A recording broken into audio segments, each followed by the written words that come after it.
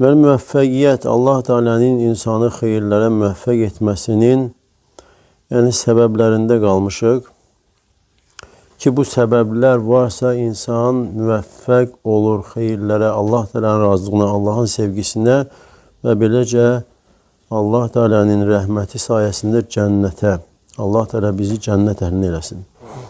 Mən müvəffəqiyyətin səbəblərindən nemətə şükür etmək.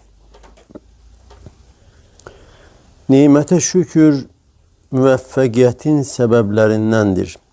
Belə ki, insan Allah Teala'nın ona verdiyi nemətləri Allah'ın razılığına istifadə edir.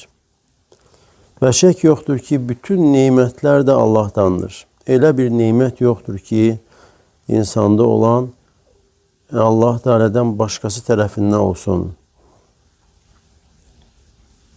Və insanların da çoxusu elə zənn edir ki, yəni kimə ruzi olaraq mal, mülk verilmişsə və yaxud da hansı bir vəzifə, hörmət və s.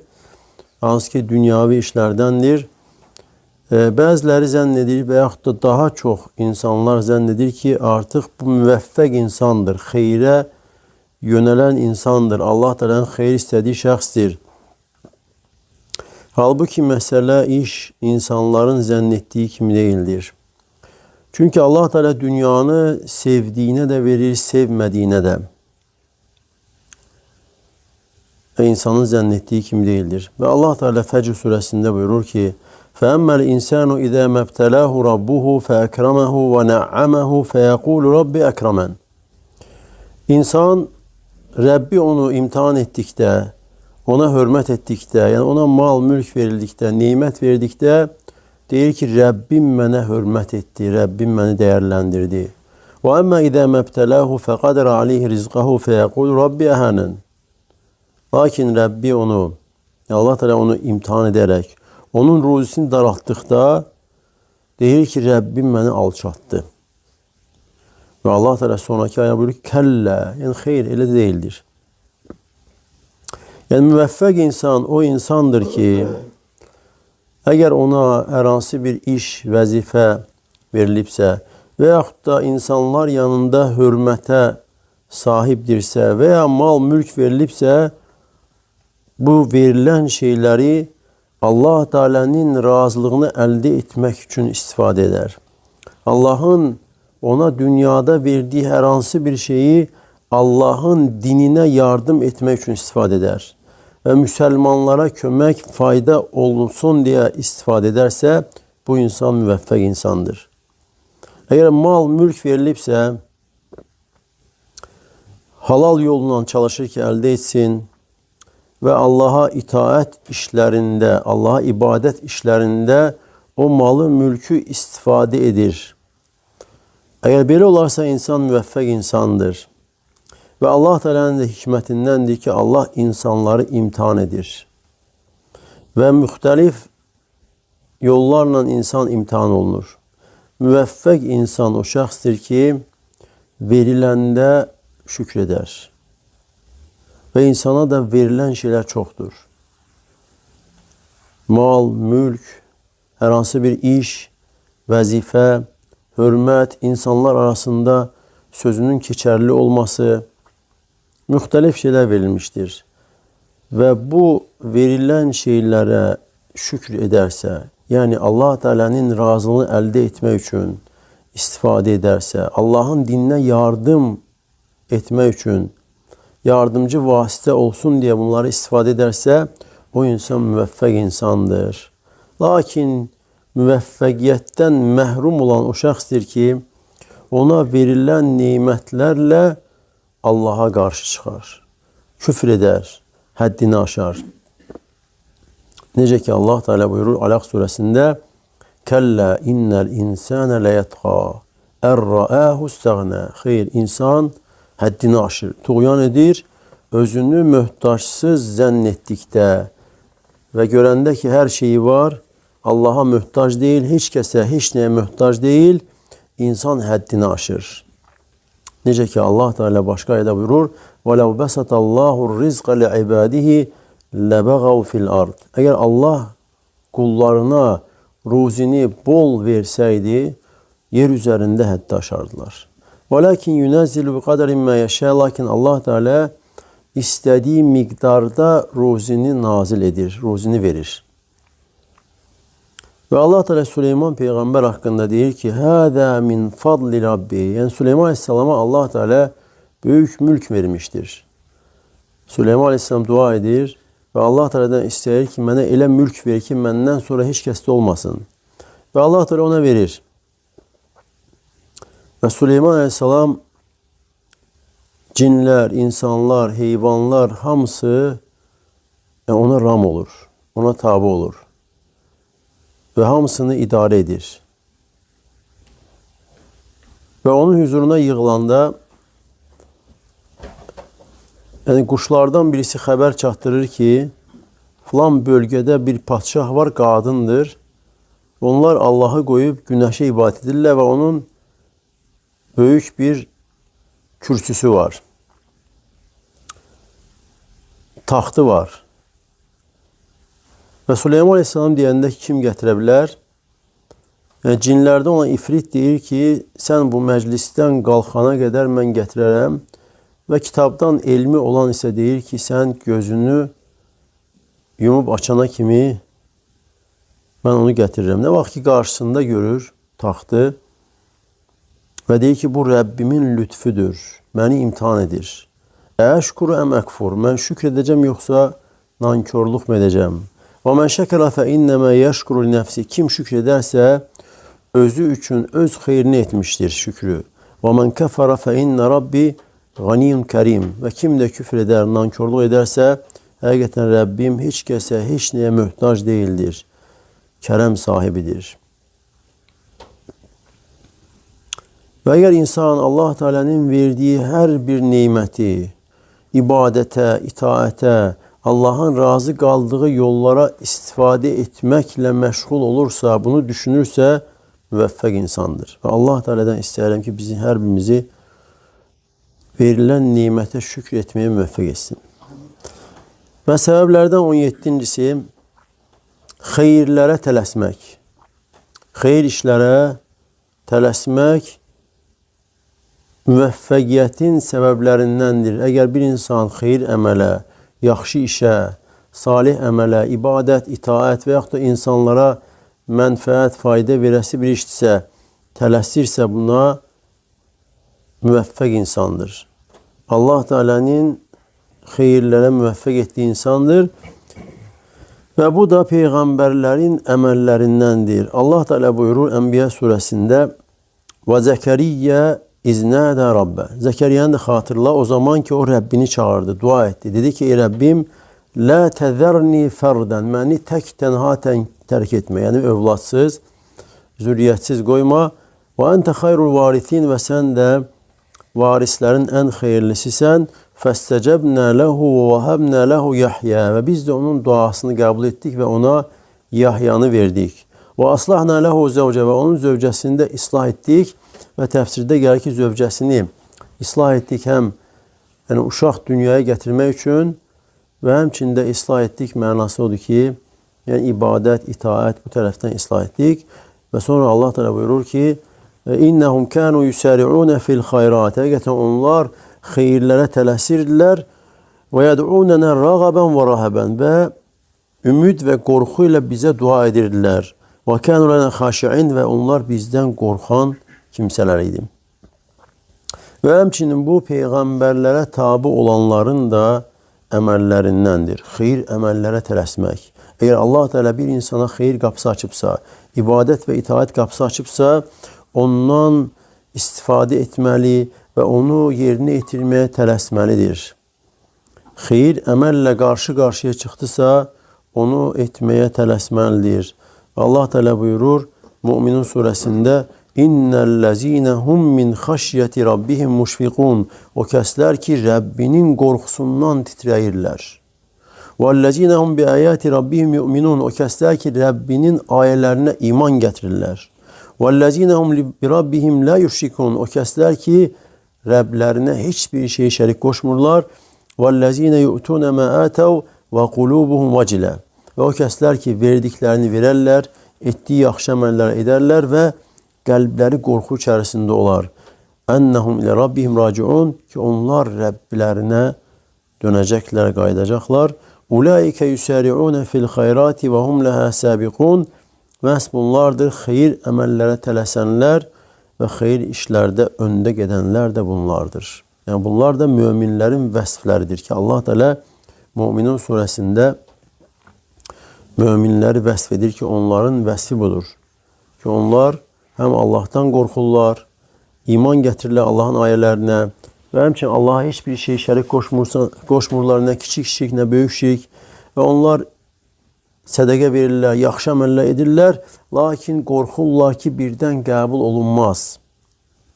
Və Allahla qarşı-qarşıya gələcəkləri gündən qorxurlar. Və Allah Teala onların vəsflərini dedikdən sonra buyurur ki, bunlar xeyir əmələ tələsirlər və xeyirdə öndə gedənlərdir. Və Allah Teala peyğəmbərlər, yəni Ənbiya surəsindən sonra, hansı ki Ənbiya surəsi peyğəmbərlər surəsidir.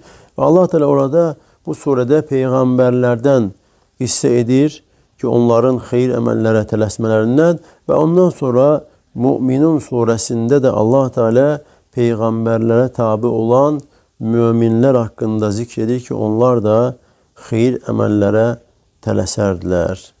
Və Allah Teala'nın savabını, mükafatını umurlar və bu ömürdə, Allah Teala'nın verdiyi ömürdə bu fürsətdə yaxşı işlər görməyə tələsirlər. Və müminin də, müsəlmanın da himməsi, istəyi uca olur. Yəni aşağı işlərlə, dəyərsiz, səviyyəsiz işlərlə razı qalmır.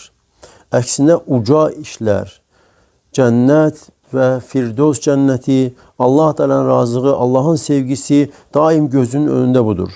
Müminin əsas dərdi Rəbbinin razılığıdır, uca işlərdir. Allah Teala'nın razılığını necə əldə etsin? Nələr etsin ki, Allah Teala ondan razı olsun? Və həmçinin yaxşı əməllər edərkən niyyətini daim nəzarət edir ki, niyyət yaxşı olsun. Niyyət Allah Teala'nın sevgi, razılığını qazanmaq olsun. Yəni dünya mənfəəti, dünyada insanların tərifi və yaxud da başqa məqsədlər olmasın. Və bununla yanaşı mömin, müsəlman acizlik və tənbəllikdən də uzaq durur. Xeyir əməllər, yaxşı işlərdə tələsir və davamiyyətli etməyə çalışır. Yəni mömin, müsəlman xeyir əməlləri davamlı etməyə həris olmalı, buna can atmalıdır, tənbəllik və acizlikdən də uzaq olmalıdır. Və yenə müvəffəqiyyətin səbəblərindən ahirəti istəmək. Yəni istək qəlbdə olur. Ki insan və hər kəs də bilir ki, qəlbindəki istək nədir?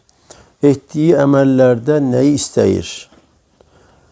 Və insanın müvəffəq olmağının səbəblərindən də ahirəti istəmək, ahirəti daim göz önündə tutmaq.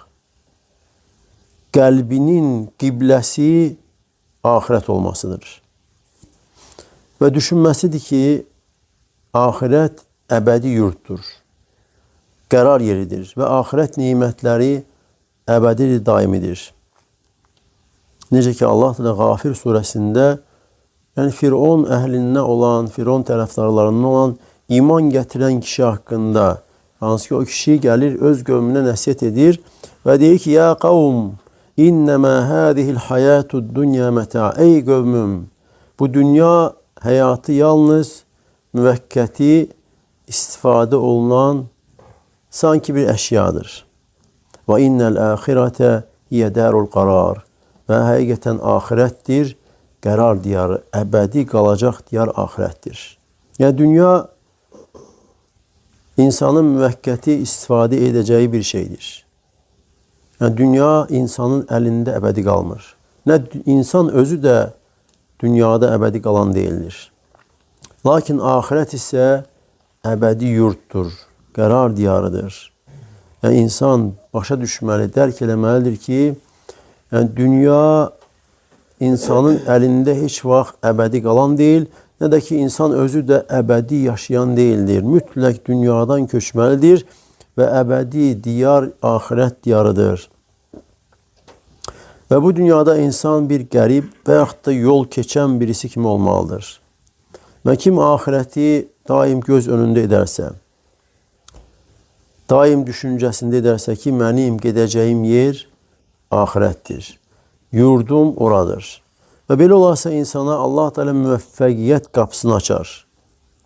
Lakin kim ahireti arkasına atarsa, ahiret meselelerini kenarlaştırarsa ve daim gözünün önünde dünya ve derdi dünya olarsa, esas fikri, zikri dünya olar ve dünya için çalışar, esas şey onun için olarsa, bu insan müveffekiyetten mehrum olar, hayırlardan mehrum olan birisi olar.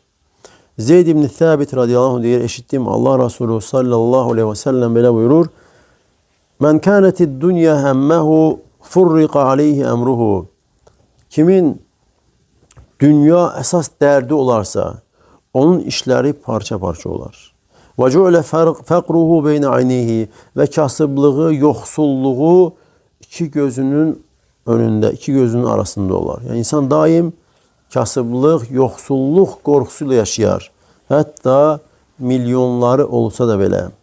وَلَمْ يَأْتِهِ مِنَ الدُّنْيَا اِلَّا مَا كُتِبَ لَهُ. Ve dünyadan da ona ancak ne yazılıp o çatar. وَمَنْ كَانَتِ الْآخِرَةُ نِيَّتَهُ. Ve kimin de ahiret olarsa niyeti, جَمَعَ اللّٰهُ لَهُ اَمْرَهُ. Allah Teala onun işlerini cem eder. وَجَعْلَ غِنَاهُ فِي قَلْبِهِ. Ve zenginliği onun kalbinde eder. وَاَتَتْهُ الدُّنْيَا وَهِي رَاغِمَةً. Ve dünya özü istemese de bile dünya ona gelir. Ve bu da Allah Teala'nın koyduğu bir kanundur ki, kimin esas derdi ahiret olarsa Allah Teala onun işlerini toparlayar, cem eder ve zenginlik daim kalbinde olar. İnsan kalben zengin olar. Zahiren dünya malı onda az olsa bile kalbi zengin insan olar. Əksi ise kimin esas derdi, esas fikri, zikri dünya olarsa, daim kasıblık korkusu, yoksulluk korkusu gözünün önünde olar. Hatta bütün dünyanı cem edip yıksa bile.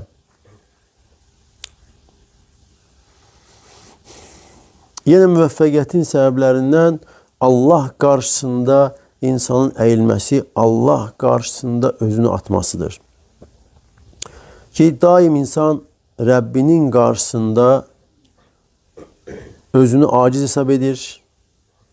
Sanki daim peşman, ettiği günahlardan tövbe eden, günahkar bir kul kimi Rabbinin karşısında daim insan bu cür fikirleşer, bu cür düşünərsə, öz nəfsindən, öz güc qüvvətindən uzaq olaraq, tam şəkildə Allah'a həvalə edərək, bu onun üçün müvəffəqiyyət qapısını açar. Ve daim Allah'tan yalvarar ki Allah Teala onu bir anlık böyle öz nefsiyle baş başa bırakmasın. Nece ki Allah Resulü sallallahu aleyhi ve sellem duasında derdi ki Allahümme la tekilni ile nefsi tarfete ayn. Allah'ım bir göz kırpımı kadar olsa bile beni öz nefsime bırakma.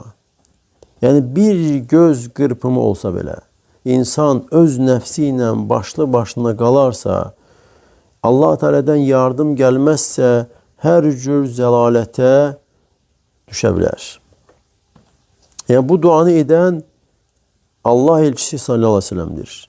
Yani Allah'ı daha çok tanıyan, Allah'tan en çok korkan, en tekvalı, beşeriyetin en efsali, en üstünü Muhammed sallallahu aleyhi ve sellem bu duanı ederdi ki Allah'ım bir göz kırpımı kadar olsa bile beni öz nefsimle baş başa bırakma, yardımsız, kömeksiz koyma. Eğer bunu eden Peygamber sallallahu aleyhi ve sellem ise ondan sonra bizim kimilerin halı nece olabilir? Yani müveffekiyet, Allah Teala'nın razılığı, Allah'ın sevgisinden müveffek olmayı isteyen insan bu cür ihtiyaclı halda Allah Teala'nın karşısında özünü hisselemelidir. Eğer böyle olursa Allah Teala'dan müveffekiyet olar ki insan daim Allah'a muhtaçtır. Özünü yani hiç neye sahip olduğunu düşünmür. Yox, əgər bunu düşünməzsə, fikirləşərsə ki, o da nəyəsə malikdir, nəyəsə qadirdir, nəyəsə bacarığı var və s. onda müvəffəqiyyətdən məhrum olar və belə olduqda Allah Teala'nın yardımı insandan kəsilir. Yenə səbəblərdən, müvəffəqiyyətin səbəblərindən Qur'anla məşğul olmaq, Qur'anı tədəbbür etmək. Və müvəffəqiyyətin səbəblərindən də insan Qur'an oxuması, Qur'anı tədəbbürlə, düşünərək oxuması, Qur'anı Rəbbinin kəlamı, ona müraciəti, ona xitabı kimi oxumasıdır. Və Allah Teala buyurur Muhammed surəsində: "Əfələ yetədəbbərunəl Qur'an?" Məgər onlar Qur'anı düşünmürlər, tədəbbür etmirlərmi? Əm alə qulubin əqfəluh, yoxsa onların qəlblərində kilit, qıfıl mı vardır? Əs-Səalibi rahimehullah deyir ki, Qur'anı tədəbbürlə oxumaq insan üçün bütün xeyirlərə zəmanətdir. Amma tələsərək, dil ucu, şeir kimi oxumaq, fikri başqa yerdə qalaraq, ticarəti düşünərək, evi, eşiyi, dünyanı düşünərək Qur'anı sadəcə dillə oxumaq, bunun qəlbə təsiri olduqca azdır. Və Şeyx Sədi Rahmanlı deyir ki, Qur'anı tədəbbürlə oxumaq, Qur'anı fikirləşmək, tədəbbür etmək insanı bütün xeyirlərə aparır və bütün xeyirlərə insanı yönəldir və həmçinin bütün şərlərdən də insanı qoruyur. Yəni, Qur'anı tədəbbürlə, fikirləşərək oxumaq. Çünki Qur'an adi insan kəlamı deyildir, aləmlərin Rəbbi olan Allah Teala'nın kəlamıdır. Və yenə alimlərdən İbn Teymiyyə rahimehullah deyir ki, kim Qur'anı tədəbbür edər, fikirləşərsə, hidayəti, doğrunu istəyərək, Qur'andan doğrunu, hidayəti, haqqı umaraq Qur'anı fikirləşər, tədəbbür edərsə, mütləq ona haqq nədirsə o bəyan olar.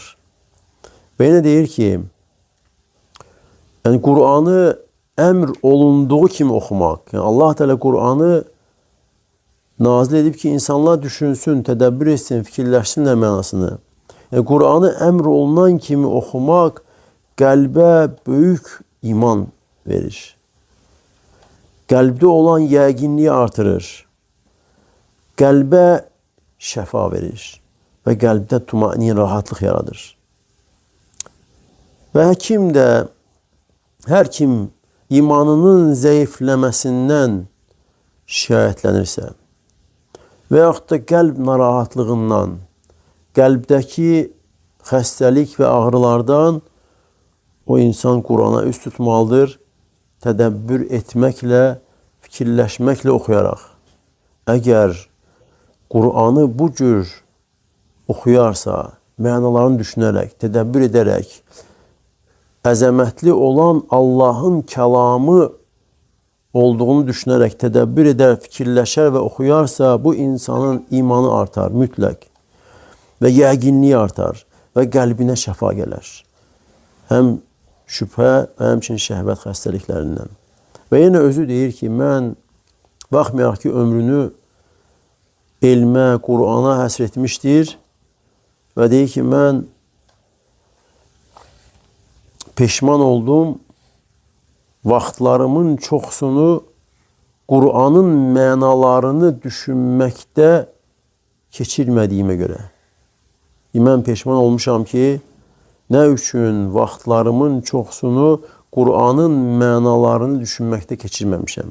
Yəni, vaxtımı zay etmişəm, halbuki onun vaxtı hədis, dəvət və Qur'anla keçmişdi. Lakin yenə deyir ki, mən peşmanam ki, Qur'anın mənaları ilə daha çox məşğul olmadığım üçün. Və yenə müvəffəqiyyətin səbəblərindən nafilə ibadətlərlə Allaha yaxınlaşmaq. Nafilə əlavə, vacib fərzdən başqa, vacibdən başqa əlavə nafilə ibadətlər. Hər bir ibadətlə Allaha yaxınlaşmaq, istər namaz, sədəqə, oruc olsun, həc, yəni fərzdən başqa əlavə həc və başqa bütün itaətlər və ibadətlər. Eğer insan nafileleri edirsə, nafilə əlavə ibadətlər edirsə, bu müvəffəqiyyətin ən böyük səbəblərindəndir. Əbu Hureyre deyir, Allah Resulü sallallahu aleyhi ve sellem belə buyurmuştur. Allah Teala, yəni bu ilahi hədisdir ki, Allah Teala deyir ki, وَمَا يَزَالُ عَبْدِ يَتَقَرَّبُ إِلَيَّ بِالنَّوَافِلِ حَتَّى أُحِبَّهُ Qulum mənə nafilələrlə, əlavə ibadətlərlə yaxınlaşmaqda davam edər, nəhayət mən onu sevərəm. Əgər sevdimsə onun eşidən qulağı, görən gözü, tutan əli və yeriyən ayağı olaram. Mənası nədir? Allah Teala o insanın qulağını, gözünü, əl ayağını qoruyar. Bu orqanlarla ancaq Allah Teala'nın razı qaldığı şeylərə istifadə edər. Və Allah Teala'nın sevmədiyi, razı olmadığı işlərə istifadə eləməz. Qulaq ancaq Allah'ın sevdiyi, razı olduğu şeyləri eşitər, dinləyər. Və həmçinin göz, əl, ayaq da. Və sonra buyurur Allah Teala, وَاِنْ سَأَلَنِي لَاُعْطِيَنَّ Əgər məndən istəyərsə ona verərəm. Əgər mənə sığınarsa onu himayət edərəm. Və Allah Teala bir insanı sevdisə, yəni bu hədisdə keçir ki, nafilələrlə yaxınlaşmaqda davamlı olarsa, və insan fərzləri yerinə yetirir, haramlardan uzaq durur və sonra nafilələr, əlavə ibadətlər edirsə və həmçinin məkruh əməlləri tərk edirsə, Allah Teala o qulunu sevir. Və əgər Allah Teala bir insanı sevdisə, ona müvəffəqiyyət yollarını asanlaşdırar. Allah Teala o insanı Allah'ın razı qaldığı yollara getməyi asanlaşdırar. Allah'ın sevdiği işler etməyi asanlaşdırar. Allah Teala bu insanı günahlardan uzaq durmağa asanlaşdırar.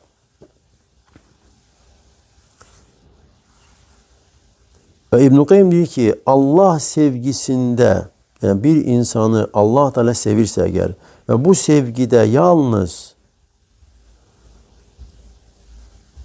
o olsaydı ki Allah Teala o insanı əzabdan xilas edir.